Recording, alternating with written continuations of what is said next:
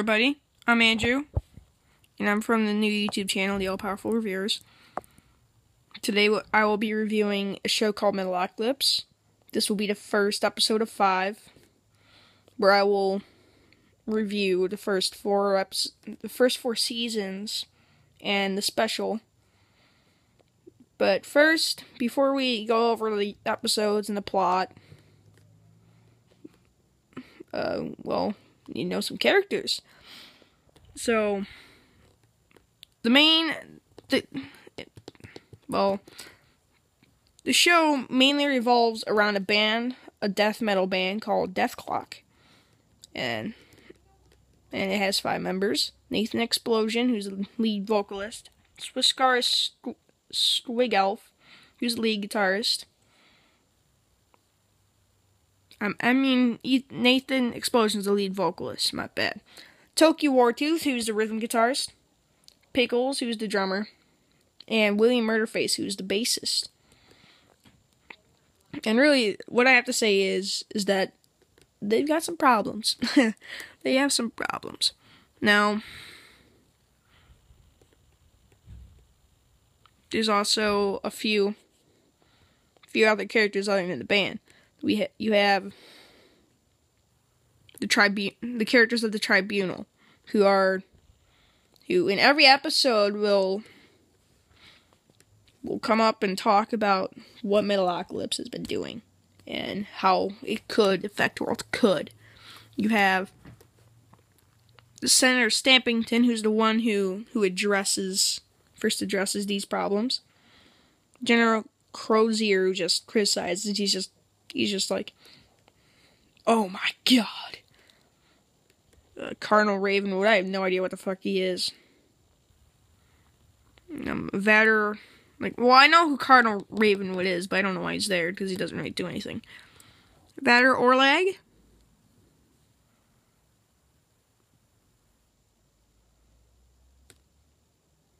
He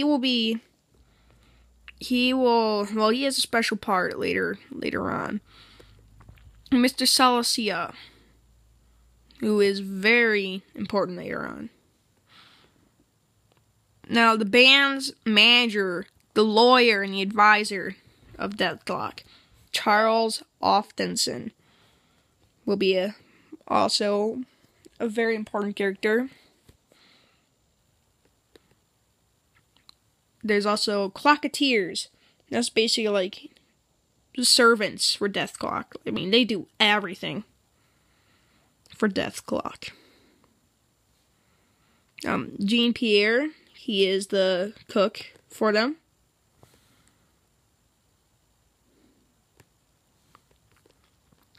And Dr. Roxo, that's the only other character I will state. And really, he is the best character ever. He is the best ever.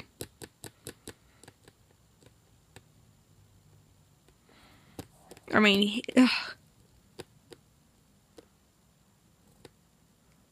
he's the best. Alright, so we'll start out with talking about the plot of the first episode.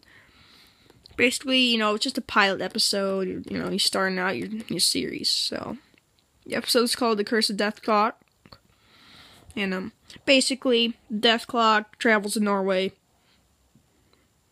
Well, they have a concert in Norway. Thousands of hardcore Deathclock fans will travel there. And thousands of fans will travel there just to listen to a very short coffee jingle endorsing Duncan Hill's coffee. While they're performing the song, though, a firework display goes wrong, and one of the fireworks hits the helicopter that the band and the chef were in. So the chef is killed.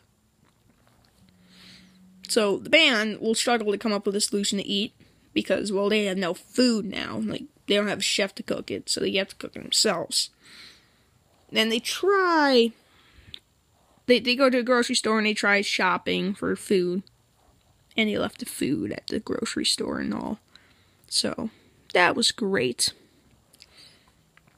So in the end, though, they sew the chef, back together, and he somehow survives. The second episode is actually kind of important because it will set some things for. Actually, it's a big part of the second episode.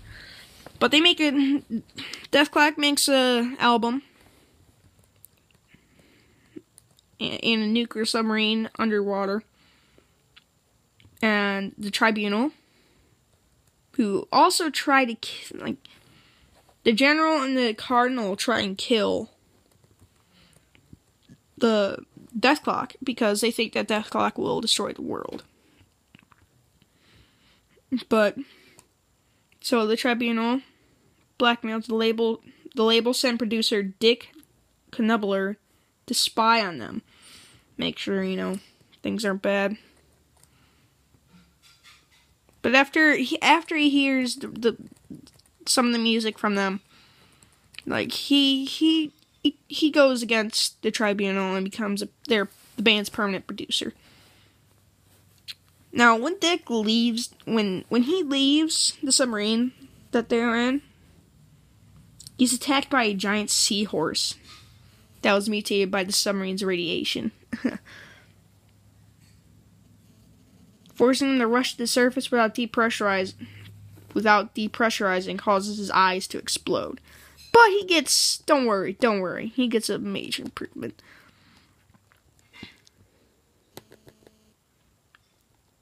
So, episode 3, Murderface's birthday. Yay!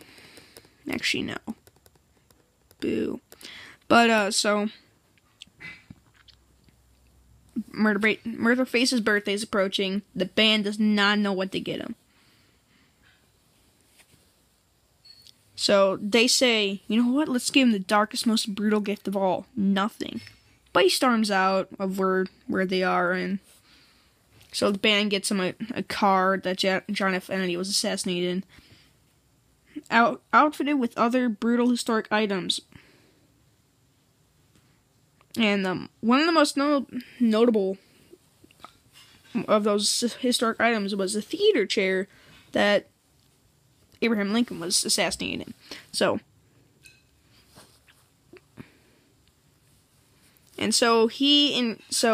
They enroll him in a death derby to demolish the car so he can literally destroy United States history. Dr. Oxo also makes his first appearance in that episode and was really funny. He's really funny. What can I say? He's funny. He's funny! Okay? He's funny. So, episode 5, or 4.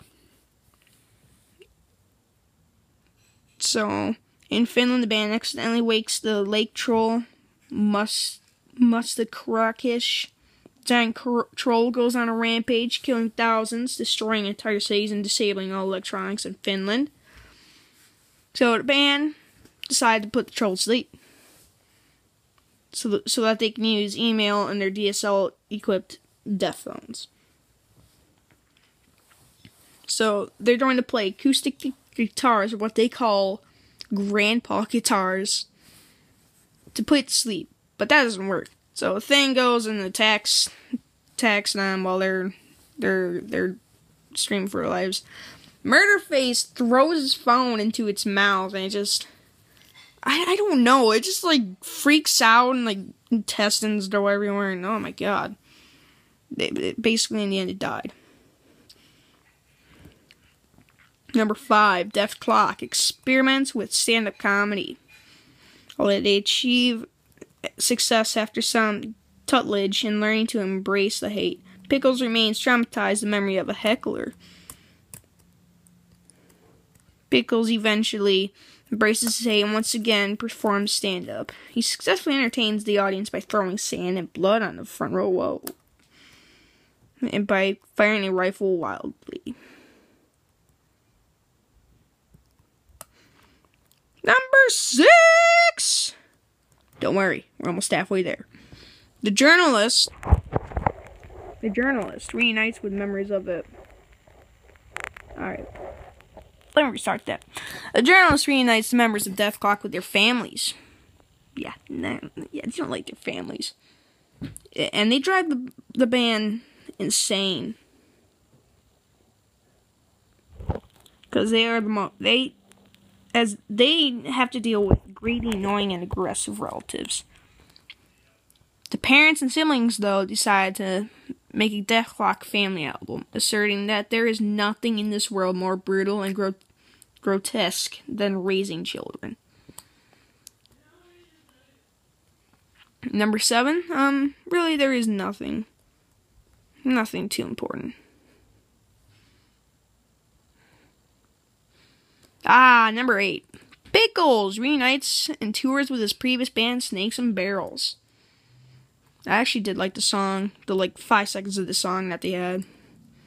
And the tribunal plots to permanently raise Pickles' mind with a new drug that they had created.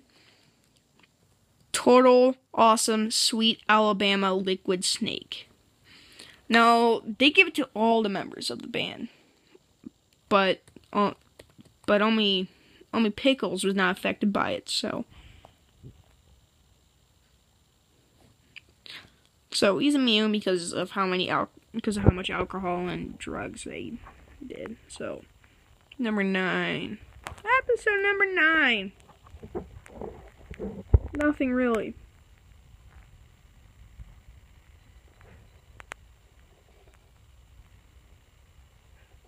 There's nothing for number 10. Really, there isn't much else after that. But what ends up happening is, in the end, this is basically this is the most important episode. Well, not the most important episode, but this one has the best plot, I guess you could say. These last 2, the last one. So, as Death Clock prepares to play the new album that they had just made, they were forced to. I mean, it wasn't really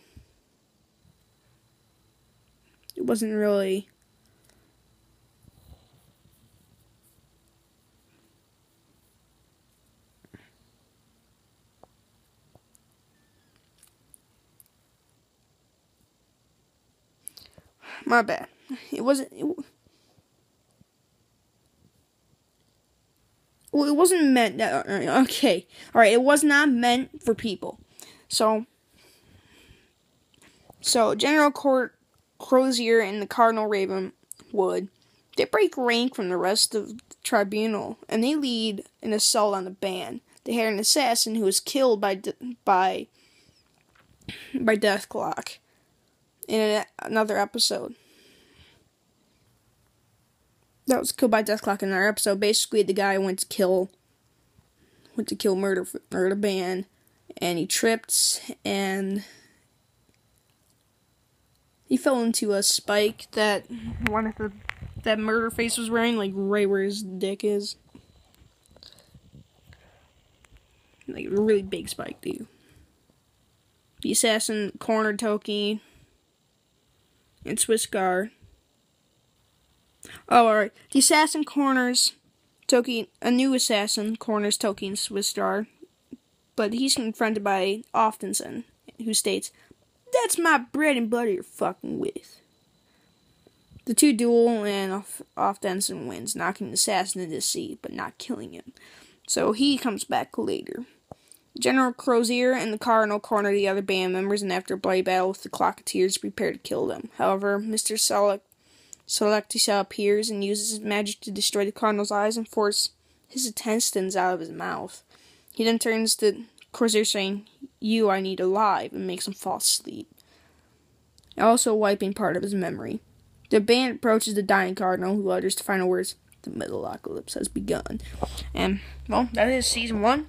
It's very exciting. And, well, Season 2 will be out next week.